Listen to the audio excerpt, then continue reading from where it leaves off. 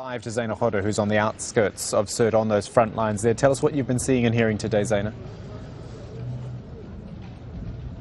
Well, a relative lull in the fighting. It isn't an active front as we actually witnessed yesterday, and as you mentioned earlier, anti-Gaddafi fighters really heavily pounded Sirte city center all through yesterday, but now it is relatively quiet. As you can see, the weather is bad. There's a sandstorm, so visibility is low.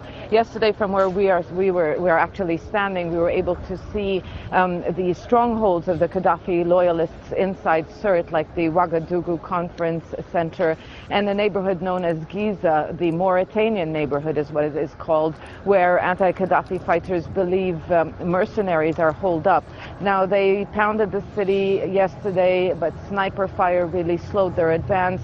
They are now at the perimeter of Ouagadougou Conference Hall, but they haven't been able to reach the city center just a few kilometers behind us. So this is proving to be a very difficult battle. Commanders were very confident yesterday that this major assault will actually put an end to this war and that they'll be able to take control of Gaddafi's hometown. But so far, they haven't made much progress. So Sirte, Zaina, is essentially locked down. It's on the coast. NTC fighters coming in from west, east and south, I guess.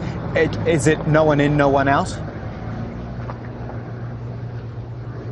Well, yes, anti-Gaddafi fighters have actually surrounded the city. They've surrounded the city for some time now. I'm not sure if you can actually see the vehicles behind me.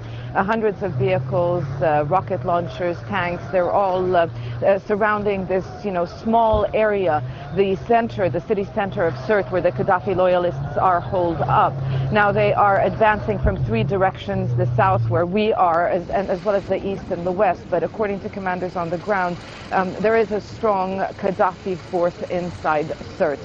Sirte is where Gaddafi enjoys support from the local population, unlike in other areas when we saw anti-Gaddafi fighters actually push into the city. They received help from within.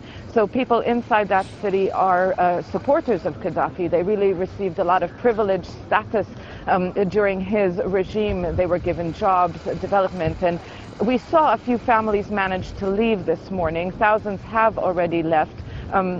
But some of them really do not shy away from the fact that they support Gaddafi, and they actually blame NATO and they blame the anti-Gaddafi fighters for shelling their city and causing casualties. So it's a strong enough force that you talk about. This is the Gaddafi loyalist force inside the city, Zaina, which means that the NTC feels it can't actually take the country forward without Sirte.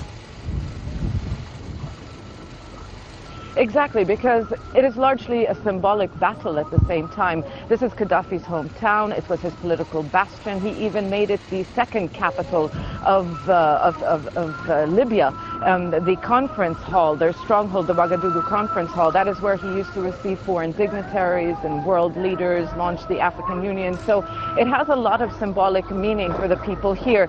And there's also a question of national reconciliation, because at the end of the day, I've spoken to some people who are Gaddafi loyalists. So some of them are too scared to speak on camera. But what they tell you is that we believe Libya is heading towards a dark tunnel. And what they say is that how do we know all these fighters are going to lay down their arms one day and there won't be political infighting? So these Gaddafi loyalists are still worried about the future of their country. So there's a lot of reconciliation that needs to be that they have to deal with national reconciliation, and they can't do that until they're able to, free Sirte and, start the whole process. Great stuff from Zaina Hodder live from the outskirts of Sirte as that battle continues in Libya. Thanks, Zaina.